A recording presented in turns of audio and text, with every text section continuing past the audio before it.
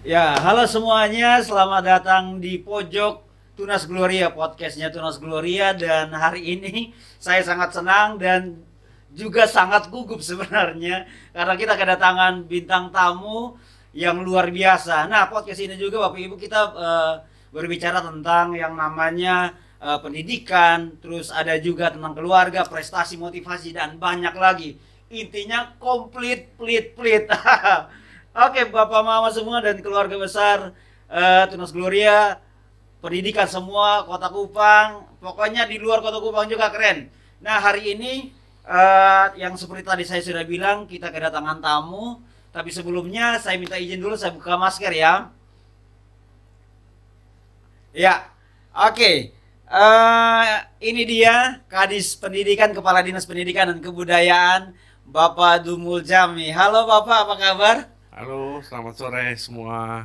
Oke, sehat Bapak? Sehat? Wih, mantap. Masih dengan pakaian seragam yang luar biasa. Saya saja sampai berpikir, Pak, kapan saya pakai seperti Bapak ini? Bisa? Pasti bisa. Pasti bisa. Pasti punya perjalanan yang panjang. Ya. Oke. Nah, Bapak, em, sekarang Bapak menjabat sebagai Kepala Dinas Pendidikan dan Kebudayaan Kota Kupang. Artinya Bapak yang memegang kekuasaan, Bapak yang mengambil keputusan, Bapak yang membuat strategi tentang pendidikan. Nah, saya minta sedikit Bapak ceritakan tentang karir Bapak sebelum menjadi seorang kepala dinas.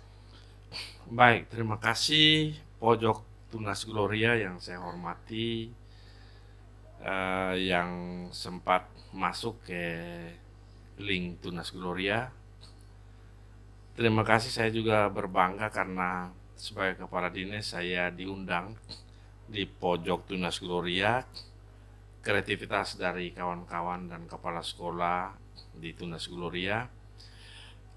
Atas pertanyaan ini, saya tahun 97 itu diangkat menjadi guru di SMA Negeri 6. Wow, 97. 97. Sangat lama.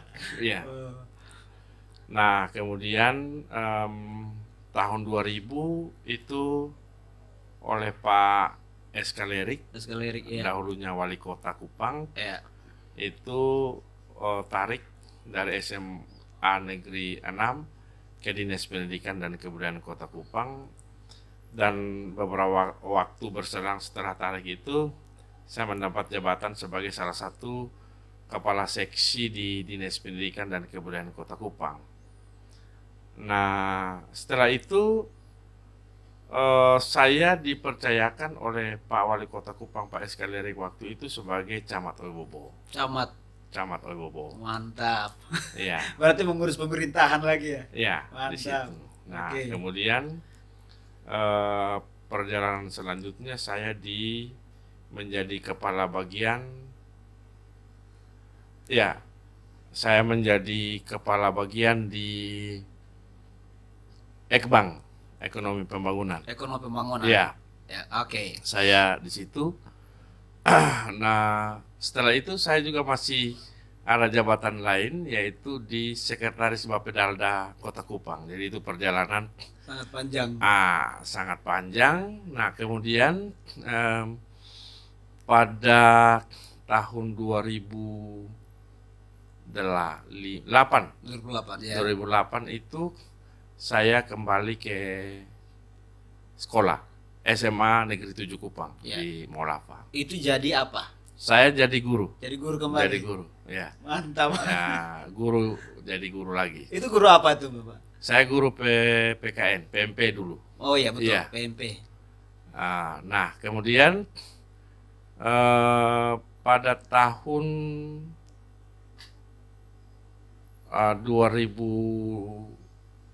2012 ya, 2013 itu oleh Pak Danado, waktu itu Pak Yes. Wali Kota, Ya.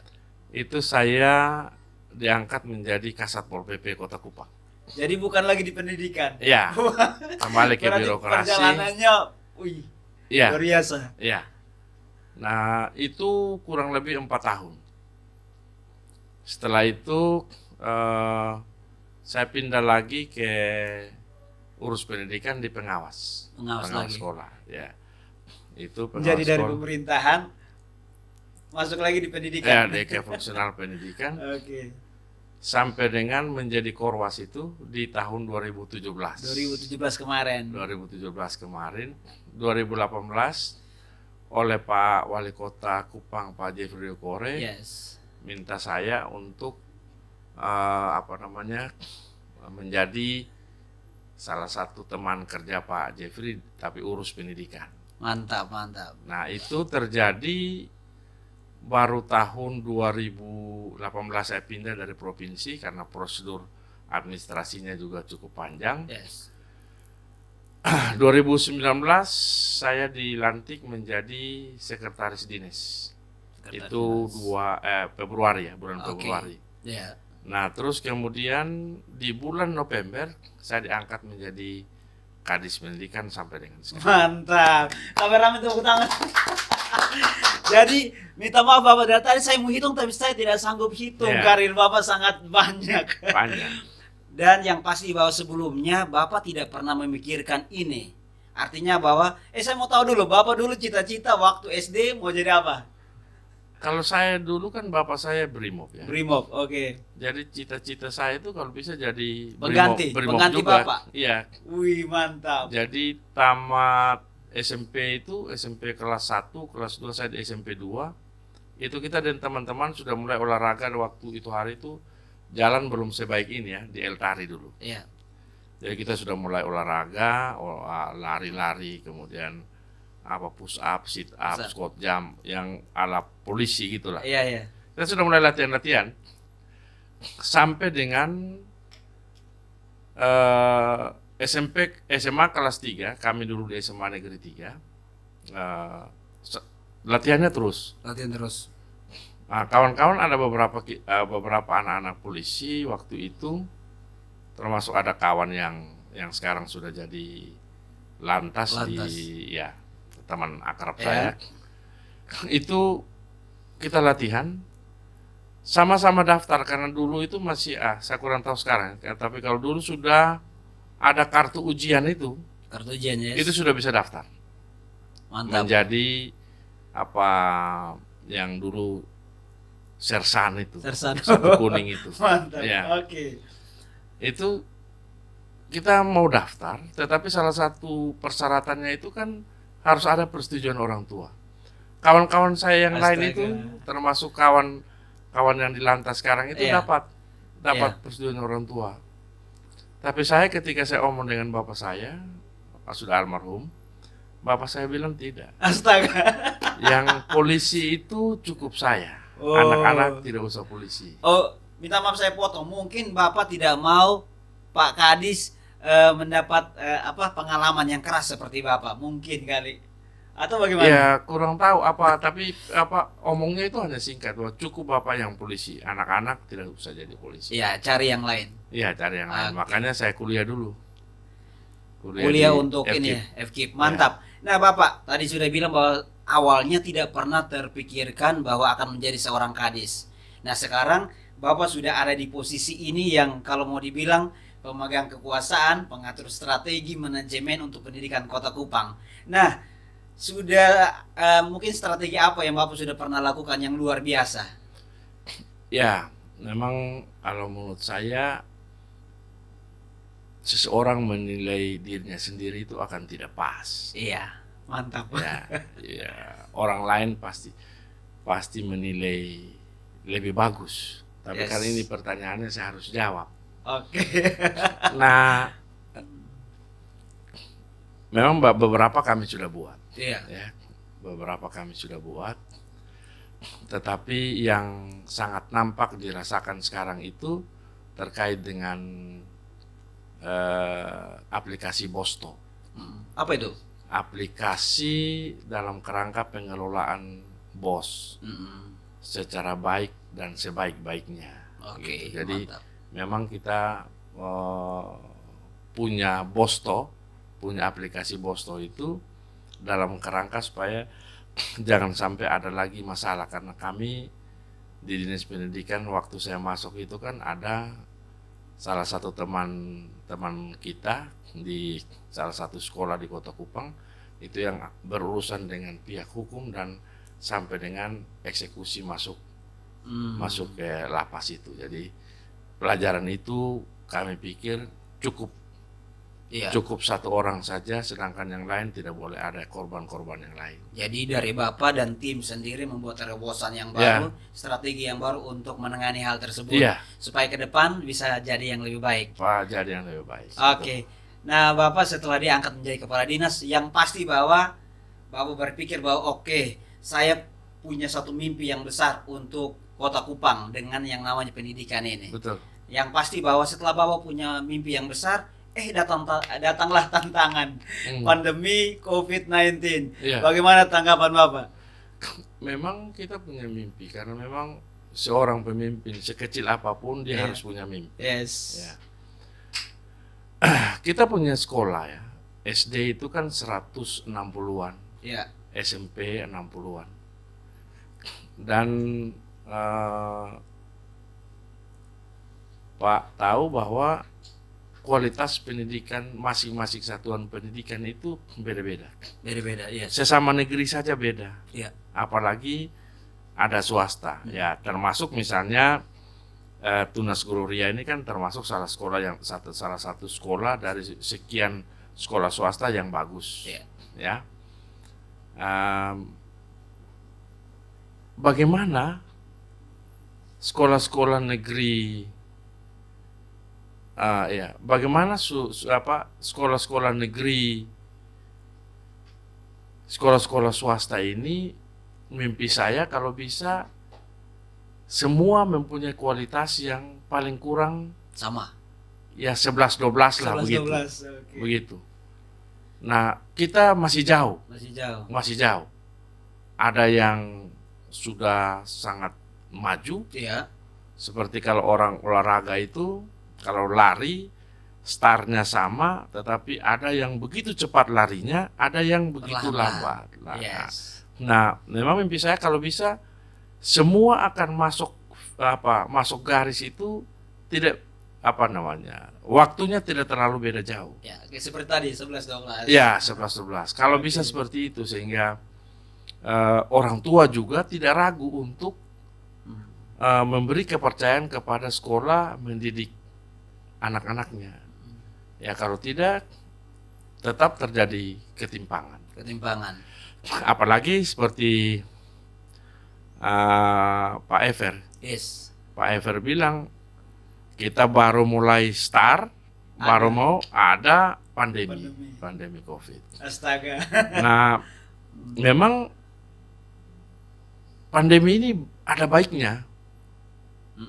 Mungkin banyak yang mengatakan bahwa pandemi ini tidak baik, tapi kalau bagi saya pandemi ini ada baiknya. Itu Bapak lihat dari sudut pandang mana tuh? Keuntungannya di kawan-kawan kepala sekolah dan guru.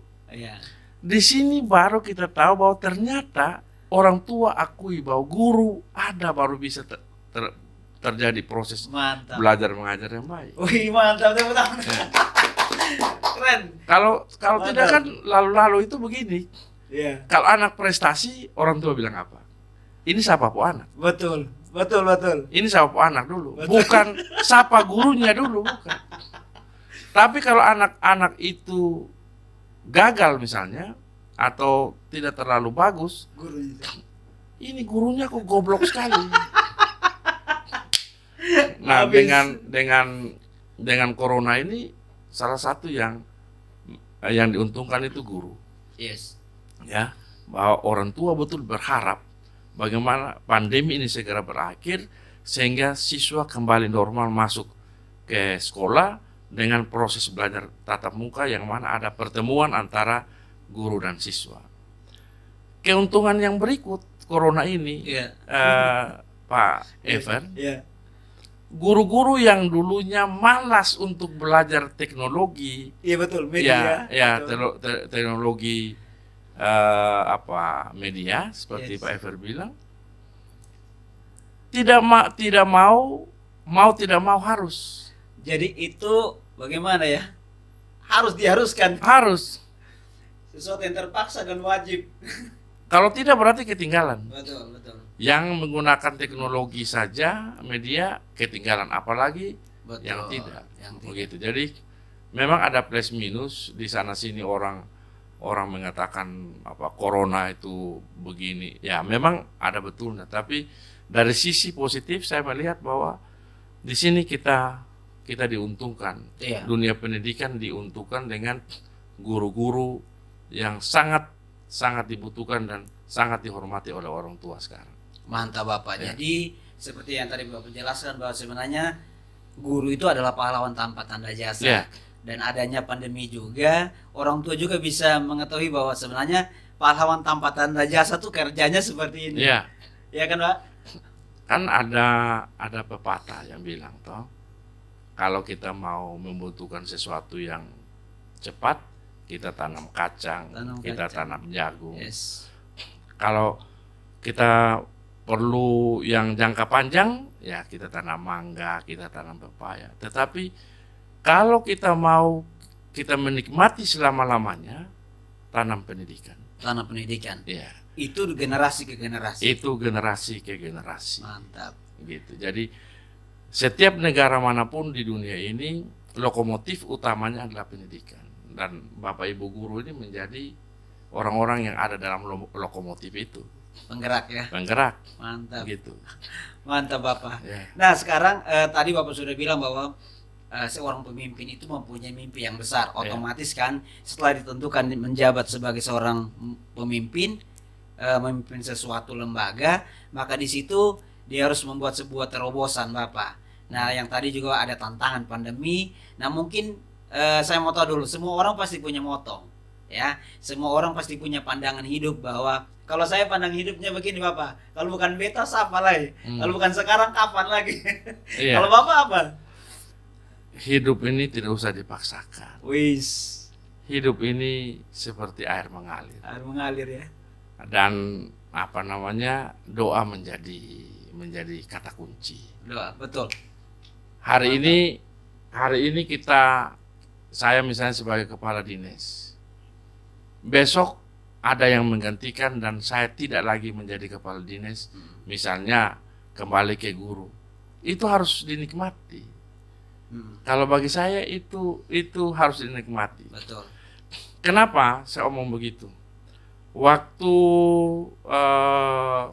saya dimutasikan ke pengawas, Iya. tidak pernah mimpi seperti Pak Ever bilang untuk jadi kadis. Tapi di situ karena saya dari Pol PP Pol PP.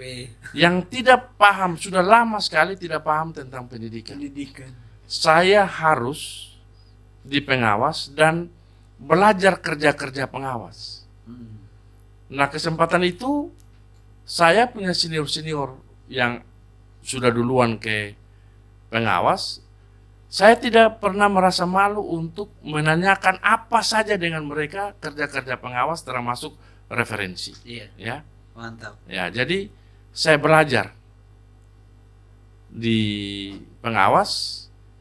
Kemudian karena saya ya mungkin tekun atau saya juga menghormati kawan-kawan senior minta saya untuk jadi korwas. Wis, mantap. Nah, korwas itu kan bukan penunjukan. Jadi misalnya kalau kita ada penunjukan. itu pemilihan. Jadi misalnya Siapa ada yang memilih? yang memilih kawan-kawan pengawas. Pengawas. Seluruh pengawas, kalau di provinsi itu ada pengawas SMK, ada pengawas SMA yang kita dalam satu ruangan itu memilih. Kita itu ada kurang lebih 45 orang. Jadi di atas pengawas ada yang memimpin pengawas tersebut. Sebagai koordinator saja. Koordinator. Ya. Itu mereka pilih dan mereka yang bilang tidak boleh orang lain. Harus ada Dumul saja. Wih, mantap. Kan makam puji sedikit loh. Jadi mereka bilang harus ada Dumul. Harus ada Dumul.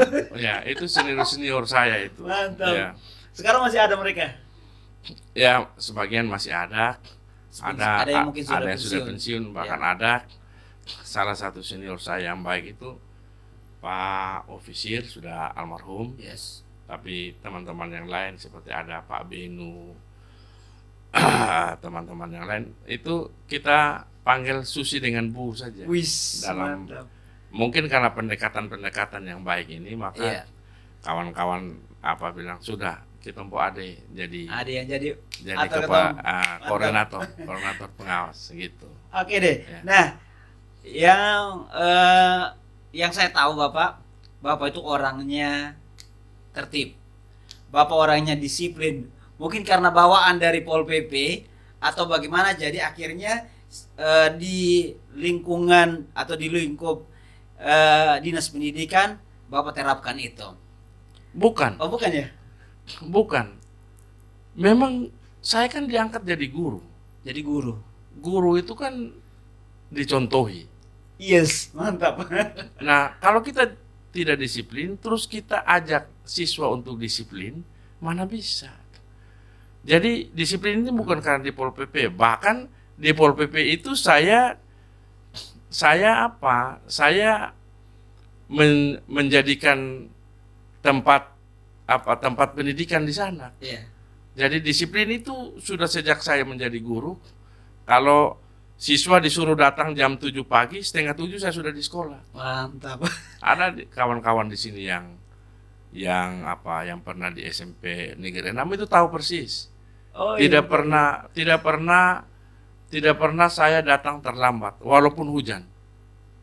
Berarti memang betul Bapak menghidupi moto guru tersebut. Digugu dan ditiru. Iya. Mantap. Memang mesti begitu. Iya. Dan semua guru kepala sekolah yang ada di Kota Kupang ini selalu saya mengatakan itu. Karena kepala sekolah mau menegur guru yang terlambat, kepala sekolah sendiri terlambat. Tidak bisa. Betul. Kepala sekolah mau menegur siswa karena terlambat, kepala sekolah sendiri terlambat. Betul, Jadi betul. pemimpin itu harus datang paling awal, pulang paling ke Wih, belakang. mantap. Itu baru bisa. Ya. Mantap ya. Oke, jadi bukan karena Bapak Pol waktu PP dulu tidak. Pol PP, Tidak. tapi karena guru itu sudah Guru. mendarah daging. Iya, Ya, guru itu mengharuskan kita disiplin. sudah mendarah daging dan akhirnya bisa membuat Bapak sampai sekarang Ya. menjadi contoh bagi banyak orang, khususnya peserta didik. Ya. Nah, satu lagi Bapak. Mungkin selama Bapak jadi guru terus menjabat yang sekarang paling di atas untuk dunia pendidikan di Kota Kupang, yaitu sebagai Kepala Dinas Pendidikan dan Kebudayaan, mungkin ada di satu titik yang di situ Bapak pernah putus asa.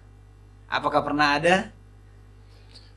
Ya, saya pikir putus asa untuk setiap orang ini pasti ada masanya, tetapi bagaimana kondisinya kita putus asa, tetapi mesti ada harapan di situ. Wis. Boleh saya pukul meja? Boleh. Mesti ada harapan. Oke. Salah satu contoh ya. Saya mendapat informasi tentang ketidakdisiplinan salah satu sekolah di Kota Kupang. Ya. Ada 2 malah.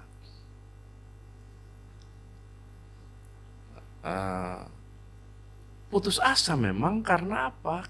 Kecewa ya Bapak. Karena kita kan sudah panggil kawan kepala sekolah itu, dengar apa ini, siapa Pak? Itu tidak dilaksanakan. Saya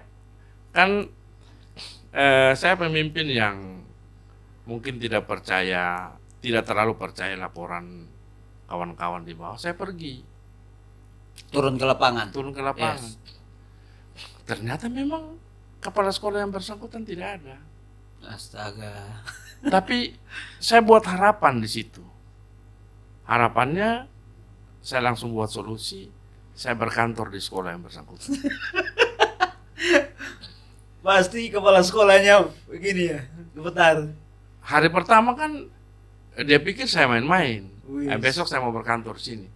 Dia pikir saya main-main. Ternyata jam 6 pagi itu saya sudah ada di sekolah. Astaga. Saya bisa tahu Astaga. siswa mana yang datang awal. Saya tahu guru mana yang datang awal.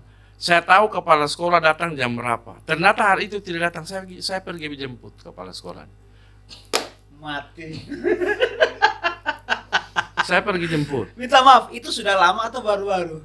Sebelum COVID ya. Sebelum Covid. Jadi sebelum COVID itu saya sudah laksanakan mulai dari Desember tahun ajaran baru 2019 ya. Iya.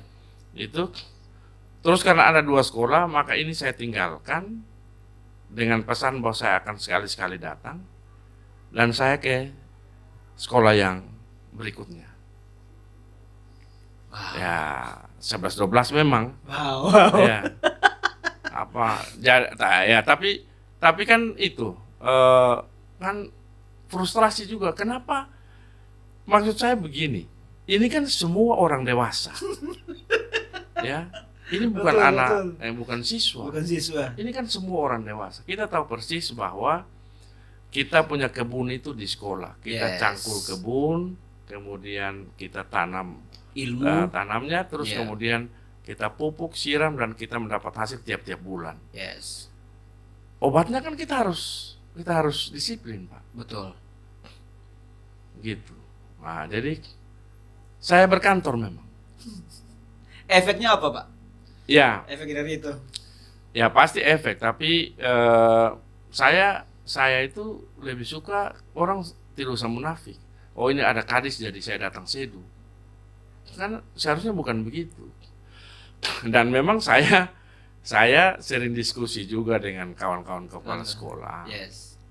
Memang belum berhasil kalau dikerasin, ada sanksi baru jalan. Itu pemimpin belum berhasil. Betul.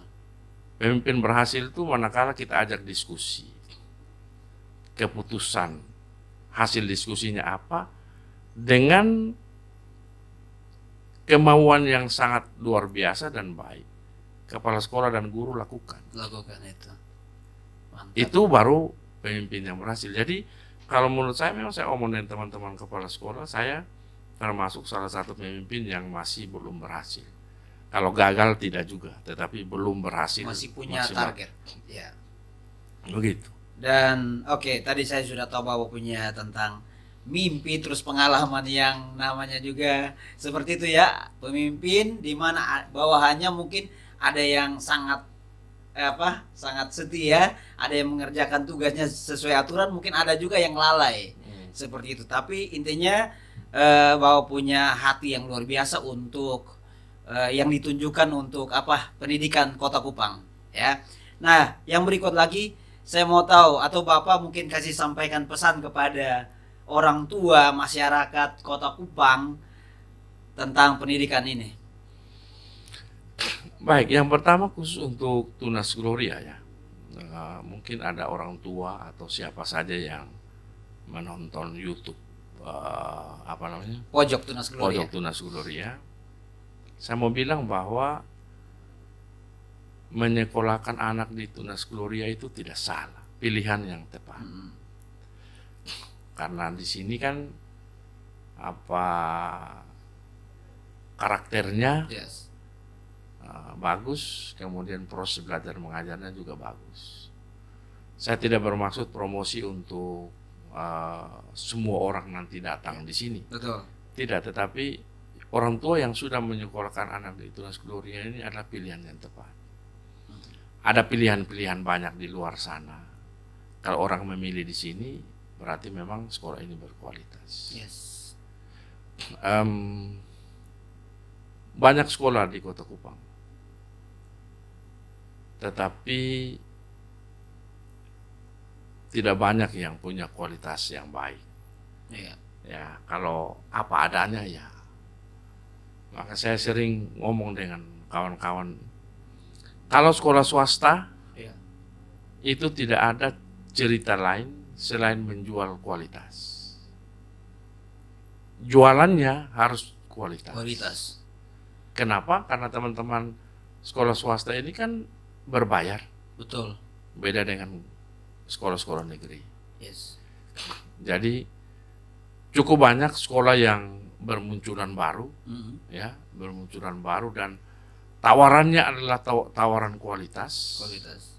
Dan banyak juga orang tua yang memberi kepercayaan anaknya untuk sekolah di tempat-tempat itu. Begitu. Nah, untuk kawan-kawan guru di di SD maupun SMP bahkan SMA Tunas Gloria, saya pesankan bahwa di mana-mana saja kita bisa mendapatkan hasil untuk kehidupan, baik kehidupan sendiri maupun keluarga dan anak-anak. Sepanjang kita bisa memelihara kepercayaan masyarakat terhadap sekolah ini. Betul. Satu waktu sekolah ini akan besar sekali. Tapi jaga juga, karena ada masa dalam cerita-cerita Alkitab itu 7 tahun panen yang sangat luar biasa. Betul. Dan ada 7 tahun kemudian itu paceklik. Betul, betul. Nah, ini yang saya selalu omong juga pada saat rapat-rapat dengan teman-teman kepala sekolah, contoh-contoh begitu. Siap. Jadilah kita menjadi perempuan-perempuan yang pandai, ketimbang kita menjadi perempuan-perempuan yang bodoh. Yes. Jadi kita menyiapkan segala sesuatu, bahwa nanti ada yang datang, kita sudah siap. Ketimbang nanti pada saat datang, baru kita mulai mempersiapkan segala sesuatu, sudah terlambat. Betul. Mantap. Gitu. Jadi teman-teman tidak usah, wah ini nanti kapan mau jadi PNS. Ya Bapak omong begitu karena Bapak sudah di PNS. Oke. Ya, jadi saya sebelum jadi PNS itu saya mengurus Yayasan Pendidikan Kristen. Waktu masih di kantor Sinode dulu. Oh. Saya pernah itu kurang lebih 5 tahun. Ya, Event Kris dulu. Sekarang betul. sudah ada perubahan nama. Jadi ya memang kalau swasta kita kelola secara baik, tidak luar kemungkinan malah kita punya penghasilan yang bisa lebih dari kawan-kawan PNS. Ya, yang penting kita setia dengan hal-hal yang kecil. Betul. Mantap. Segala sesuatu akan ditambahkan. Wih, pada waktunya. Oke, tadi sebelum podcast ini mulai sempat kita bercerita ya Bapak, bahwa kebanyakan di masyarakat itu terdapat satu pandangan. Kalau anak itu hebat matematika, berarti dia anak pintar. Kalau dia tidak hebat matematika, berarti tidak. Itu yang berkembang dari zaman dulu sih sebenarnya. Iya. Itu bagaimana Bapak tanggapi itu? Kalau menurut saya, setiap anak itu lahir dengan talentanya masing-masing. Iya. Saya percaya itu. Jadi bukan cuma matematika saja. Bukan. Karena Atmes ini Kamaleng itu matematikanya berapa dia? Oh iya? Dia matematikanya berapa dia? Tapi sekarang dia artis nasional. Wah, artis Jakarta. Penyanyi top. Yang uangnya itu mungkin tidak bisa dihitung lagi.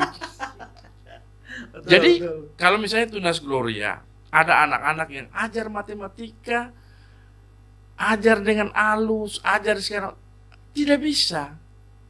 Tidak apa-apa. Betul. Kalau menurut saya tidak, orang tua juga jangan kecewa karena anaknya matematikanya hanya bisa 6. Betul Bapak, betul.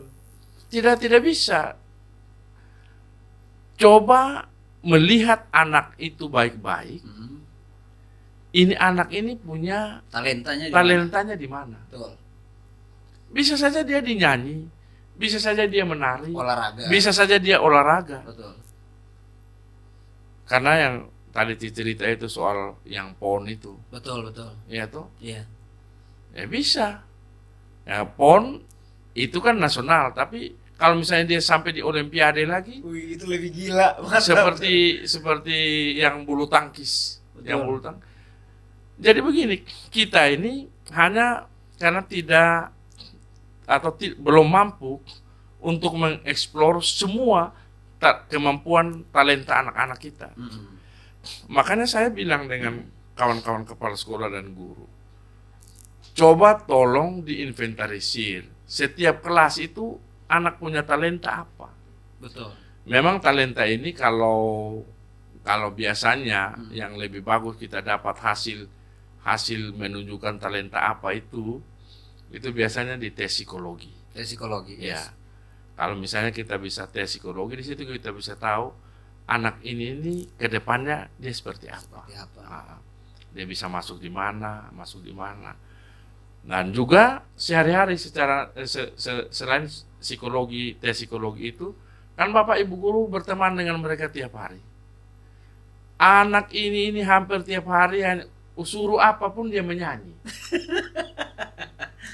Dia ya latihkan dia menyanyi. Mungkin carikan kita guru-guru seni yang bagus, coba latih. Iya. Tidak di luar kemungkinan Tunas Gloria kemudian menghasilkan anak-anak yang seperti Admes Kamaleng itu. Itu anak biasa-biasa, matematikanya juga tidak terlalu 10, tidak ada. Itu mantan anak murid ya? Tidak. Dia kalau tidak salah dia di SMA 1. SMA 1. Tapi memang bukan anak yang prestasi luar biasa. Biasa-biasa saja, tapi menyanyinya yang membuat dia tenar dan mendapatkan hasil yang sangat luar biasa. Jadi semua anak tuh punya bakat yang terpendam, tinggal saja dikelola itu dengan baik, ya. Dan mungkin yang terakhir nih Bapak, satu pernyataan atau satu pesan, satu semangat buat kita tim media Tunas Gloria yang namanya Pojok Podcast Tunas Gloria ini, yang kalau mau dibilang masih sangat muda, baru bertumbuh nih. Iya, segala sesuatu yang baru itu kan pasti ada kita temui hal-hal yang baik, tapi banyak yang kurang. Yes. Nah, sebagai teman ini datang ini kan kita bicara sebagai teman. Betul. Walaupun Pak Ever omong kepala dinas, tapi kan lebih bagusnya kita bicara sebagai kawan. Betul. Ya. Kita sebagai teman bisa saling bantu-membantu. Misalnya ada topik tentang apa yang mau diunggah pada waktu tertentu. Betul. Pak Kadis, ini kita mau ini. Kira-kira ada teman tidak yang bisa membantu kita untuk jadi bicara, narasumber. Jadi narasumber. Yes. Oh, bisa kita bantu cari, tidak ada masalah. Apa dengan ini masuk di YouTube juga kita bantu untuk tenar sedikit kok. Mantap. Iya toh, orang lihat buka, mungkin ada yang pasin, ada apa? Pojok Tunas, coba lihat. Ada Pak Kadis. Kan kita numpang tenar di situ toh. Dan ada Pak Ever. Ya, ada Pak Ever.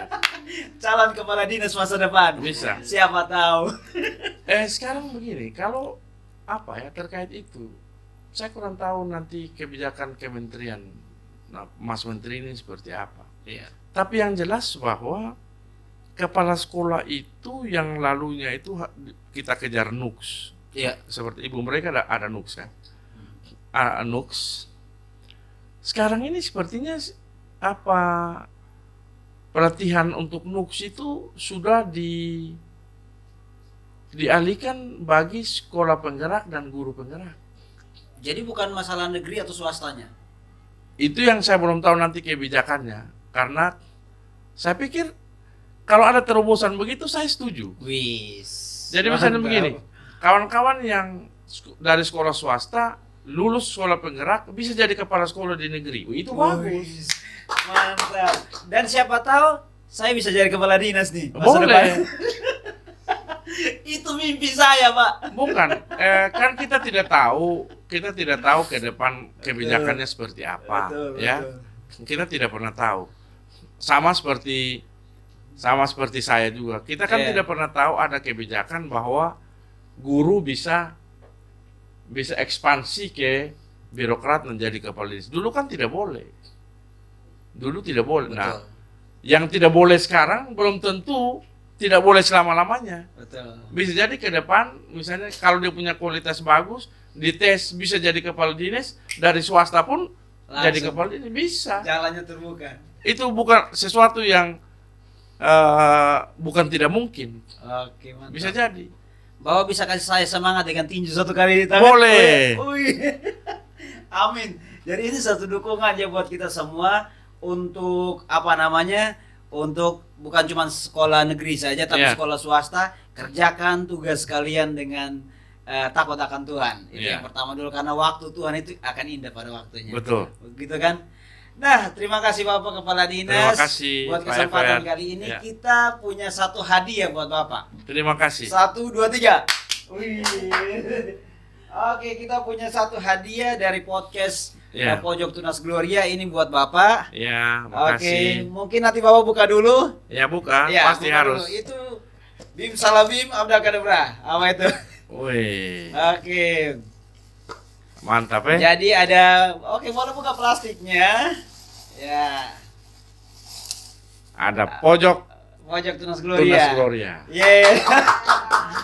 Oke, jadi hadiah ini kami kasih supaya bisa menemani Bapak di ruang kerja. Iya. Jadi itu ditaruh di meja, dalamnya isi kopi. Ya, Maaf kita cuma kasih kelasnya kopi Bapak yang sendiri tanggung. kalau besok baru bawa di sana Pak. Oke. Oke, itu saja pembicaraan kita bincang-bincang dengan Pak Kadis Kepala Dinas Pendidikan dan Kebudayaan Kota Kupang, Pak Dumul Jami. Dan sekarang kita akan mengakhiri sebelum mengakhiri terima kasih dulu buat semua yang sudah nonton ini. Semoga podcast ini bisa menjadi berkat bagi banyak orang semuanya. Saya Everlese dan Saya Pak Dumul Jami. mengucapkan terima kasih. Salam. Salam dan oh ya satu lagi Pak. Jangan lupa untuk di komen, share dan subscribe channel ini ya. Iya. Oke, Bapak juga ya. Oke, Oke. pasti. Oke, terima kasih banyak dan sama-sama bila Tuhan Yesus memberkati. Tuhan Yesus memberkati. Salam. Salam. Ya.